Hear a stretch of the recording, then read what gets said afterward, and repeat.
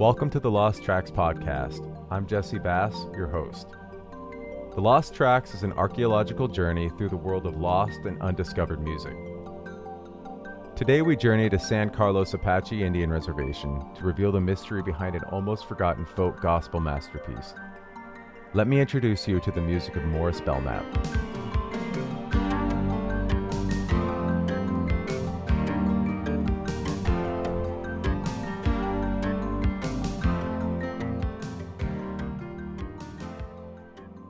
Before we get into the music and history of it all, I would like to preface this episode by thanking all of our listeners and the community we're building. Today's episode marks the end of our first season, and what a season it has been. Ryan and I have had the time of our lives on this project and enjoy nothing more than seeing our work translate to and connect with our audience. From the bottom of our hearts, thank you for listening. The album at the center of today's episode is one that has changed the course of my life.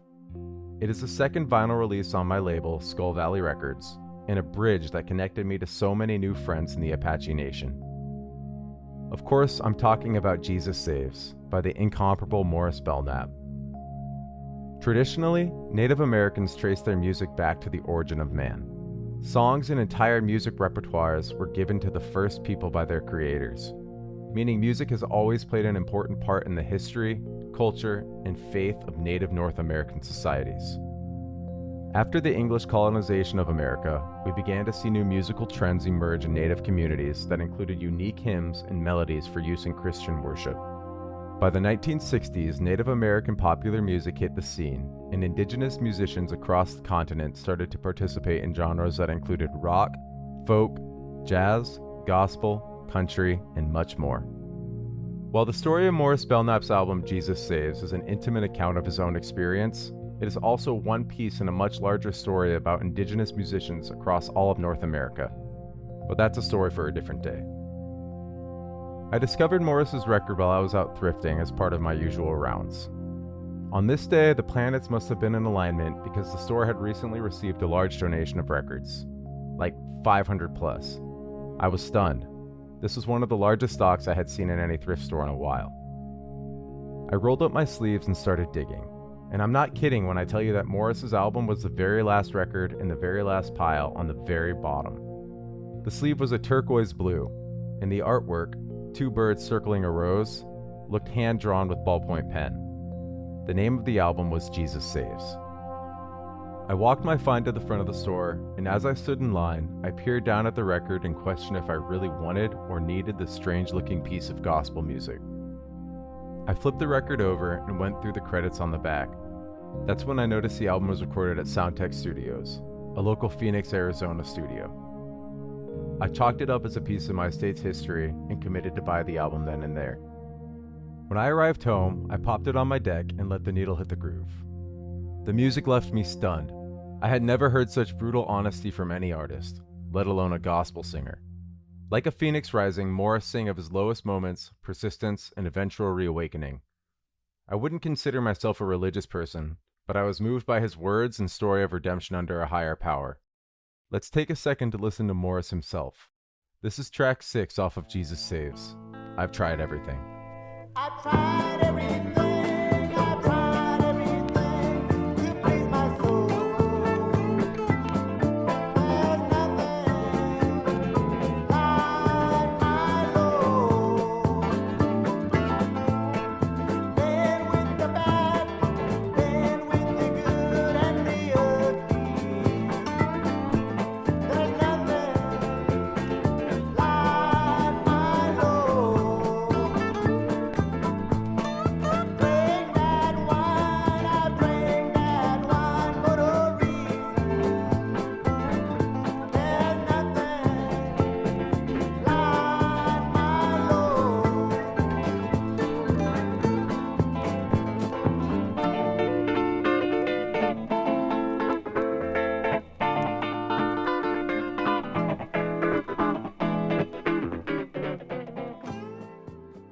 To better understand Morris and his music, I think it's important that I take you back in time and tell you the story of his upbringing. Morris was born in 1947 on the San Carlos Apache Indian Reservation, a small community about 2 hours east of Phoenix, sat between the Superstition Mountains and the Apache National Forest. He was one of 12 children, 8 older sisters and 3 younger brothers. His earliest years were spent on the res, until he was old enough to pursue an education. At the time, there was no formal school system in place in San Carlos. This meant that Native youth would be sent around the country to boarding schools to be taught trades and other occupational skills. Morris was first sent to Los Angeles, where he would study to become a mechanic. This is also where he learned how to play guitar. The next time he would return home, he would bring his love for music back with him. Morris formed a band that would play social events and dances, and when he wasn't on stage, he'd be playing to pass the time or to brighten someone's day. Morris's next educational stint was spent in Kansas at Haskell University, which is now the oldest continually operating federal school for American Indians. He continued his education of automotive mechanics and even played American football. After graduating, Morris found work as a heavy machinery operator in the copper mines of Superior, Arizona. Grueling work conditions and unbearable heat were now his new normal.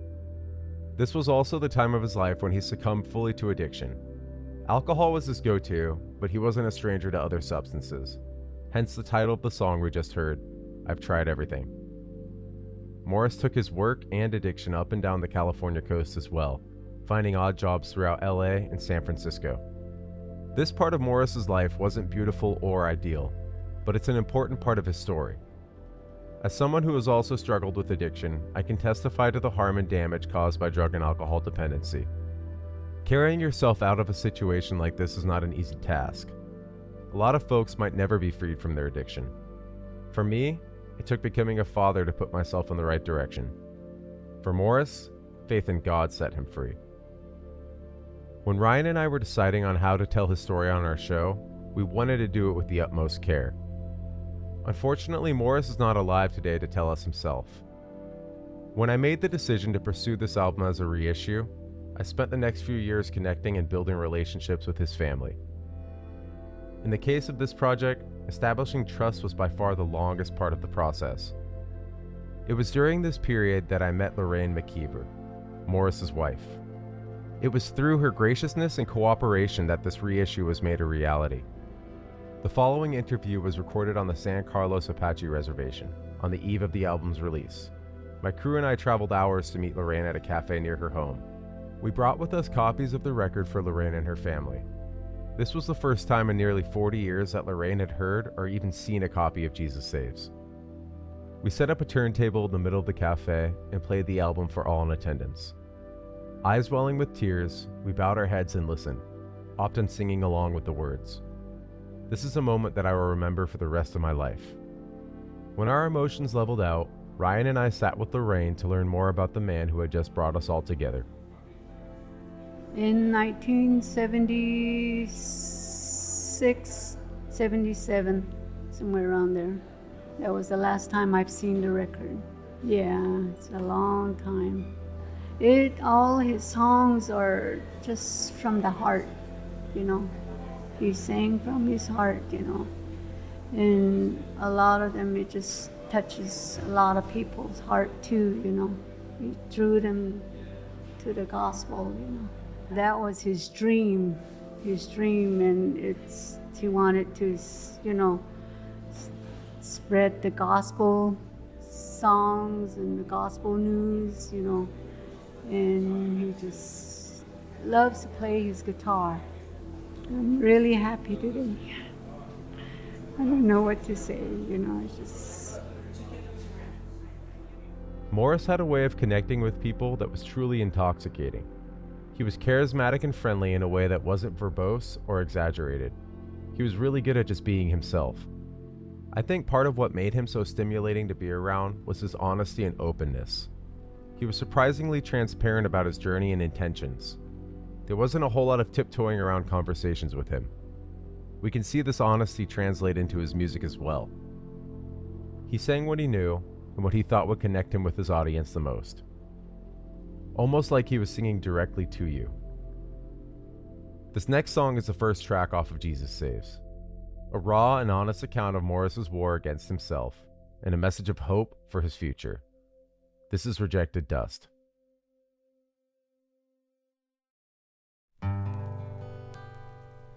I would have been a junkie or down in LA. I would have been a wino, Frisco Bay. Ever since my Savior came along, He has set me free with His love. He has set me free. I know no other love will set me free, but with His love, He has set me free. When all types of love has failed me.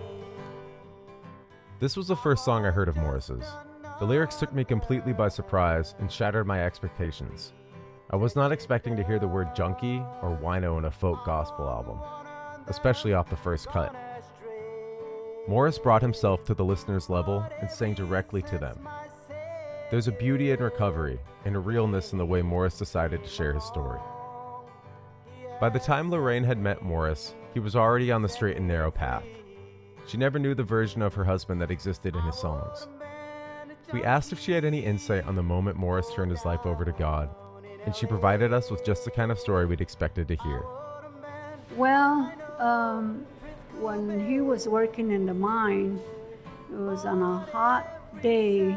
He decided to take a little rest, and he laid in a wheelbarrow. He said that he came out of his body, and he thought that he was going to die, and he just got scared, and he said that he seen his body rise, and his soul was rising out of his body and looking down at the wheelbarrow, and he was just like trying to kick and ask Jesus, take me back into my body, That was the time it hit him right there, that he needed to get right with the Lord. And I guess when he was working, he was staying in a motel too, and he just got on his knees and he just repented there and start going for the Lord, But with His love, He has set me free. When all types of love has failed me. It was after that fateful day that Morris devoted his life to sharing the gospel. He wanted to help whoever he could and deliver the same healing power and positivity that he received when he was at his lowest. It wasn't unusual for him to visit the local hospital and play for the sick residents. Unbeknownst to Morris, waiting in that same hospital at the bedside of her sick father was the love of his life. See, my dad was on his last days, 2 dying days in the hospital right here. And Morris would take his guitar and stand in the hallway and sing for a lot of sick people, And then he would go and they would call him in, pray for me, talk to me about the Bible, And he would do that. And my dad was in there. I guess he prayed for my dad one time, and then my dad asked me, who's that guy, and do you know where he lives, and this and that, and I said, I think so. My dad said, I want that man to do a recording for me. Get your tape recorder, buy some blank tapes, and just have him record some music, so I lay right here on my bed and just listen to it, And I went to his place, and I told him what my dad told me to do for him, and he did some recording for my dad. And my dad just loved it, and he said, just tell him to come over and see me and pray for me, He'll be praying with my dad, and he'll be sitting beside him, reading the Bible to him all the time. And I don't know, behind my back, I think he told him, would you marry her? Because he knew he was dying. I didn't know about it. He wanted, his daughter to have a good man like him, a praying man, Bible reading. That was my dad's last years too, that time. My dad died in 75. So after that, he would come, pay his respect, after my dad passing.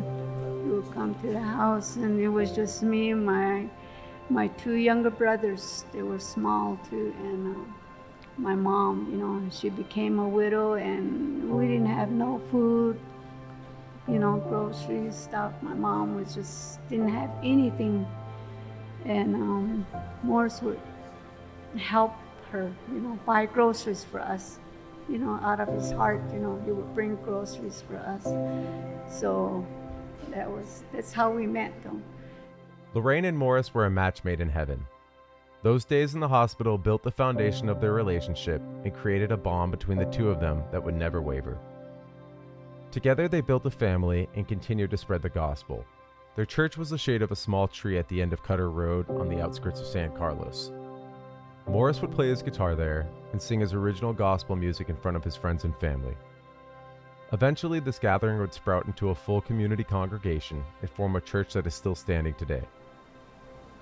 He inspired a lot of people, and to this day, they still think of him a lot, We had it going for the longest time, back in 75, 76, and it kept growing and growing and growing, So, but I missed it all.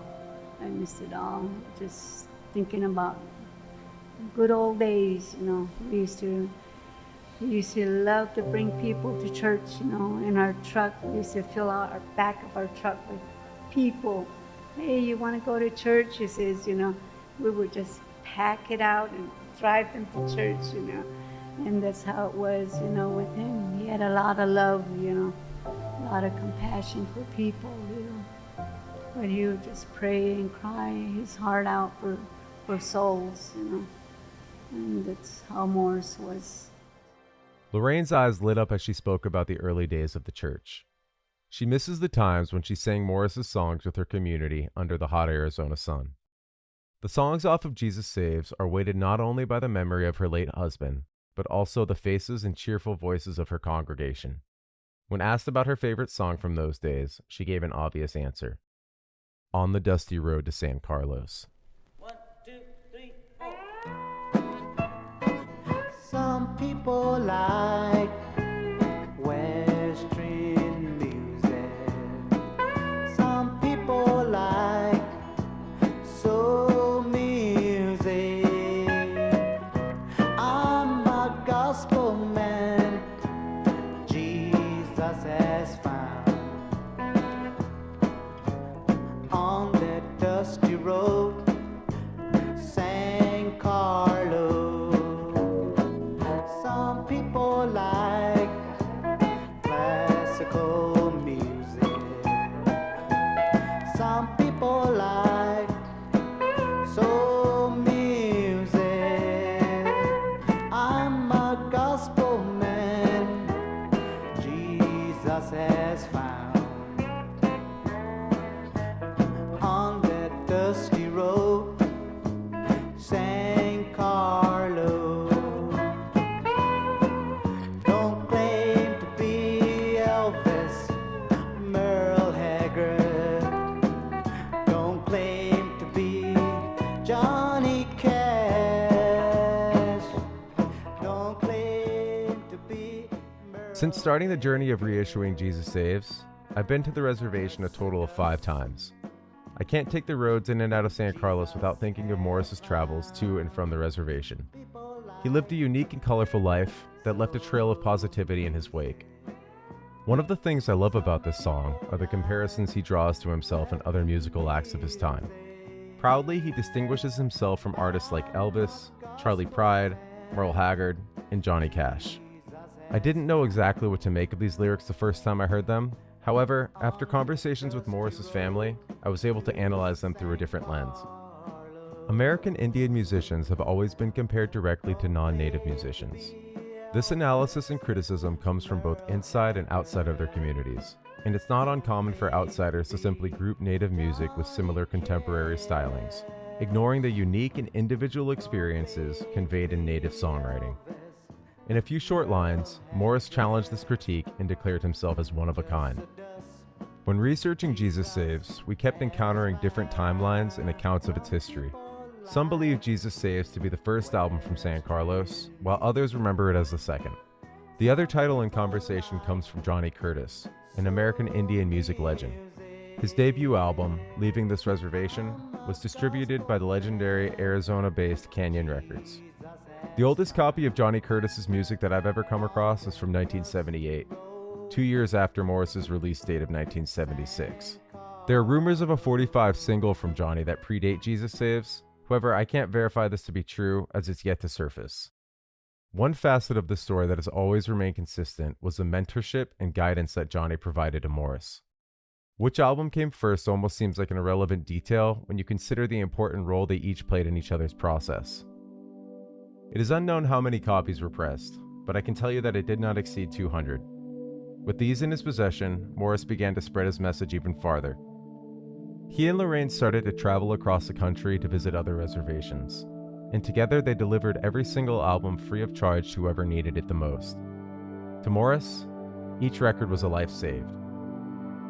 There's something really beautiful about Morris and Lorraine's story.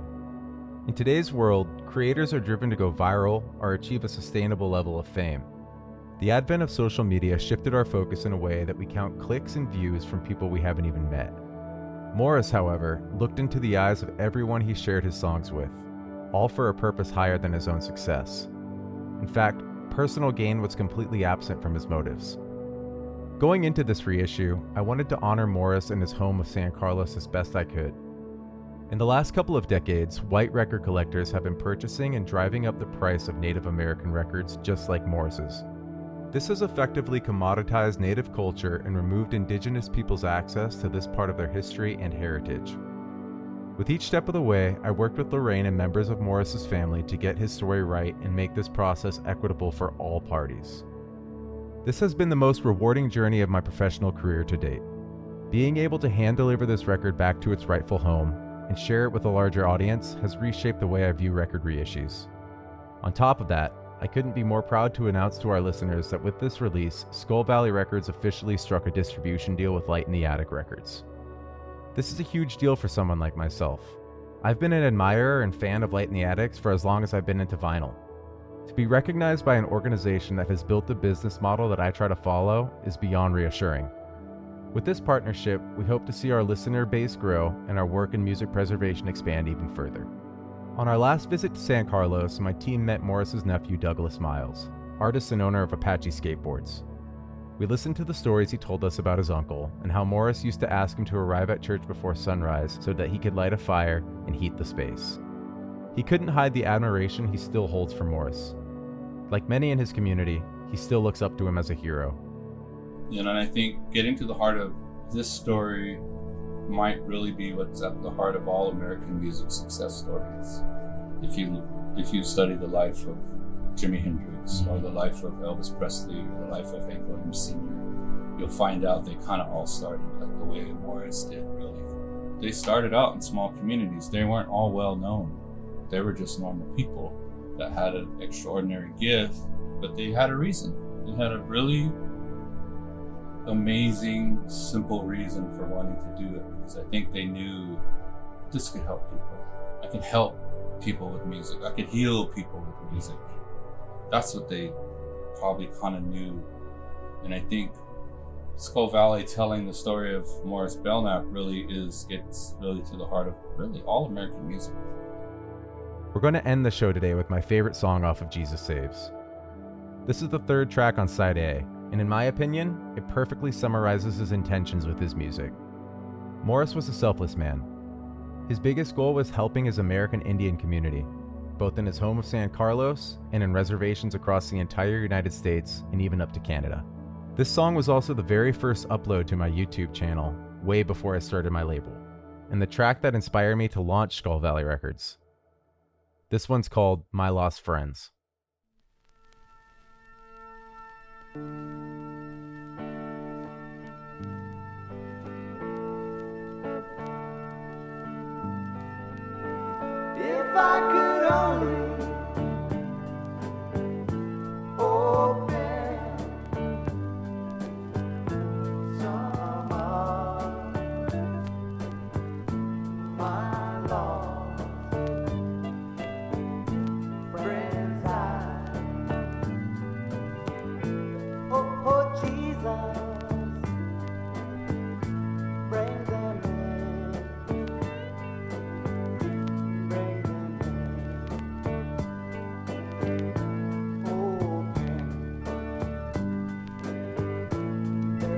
lost eyes. La la la la la.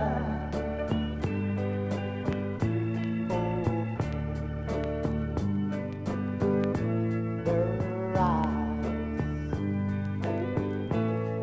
If I could only open some of my lost friends' eyes, make them see this light that I see. Oh, Jesus, bring them in, bring them in, bring them in. All right, that's all for season 1. If you like this project of ours, please like and subscribe to the show and share with your friends. If you wanted to see more of us in between now and season 2, yes, we're working on a season 2, you can head on over to Instagram and TikTok at Lost Tracks Pod. We've also launched a Patreon for our listeners where you can find exclusive content like playlists, DJ sets, interview excerpts, and live streams. Following us there is going to be the best way to support us during our next phase of production. Again, thank you for tuning in. This podcast was created and produced by myself and Ryan Farrell. Better preserved than forgotten.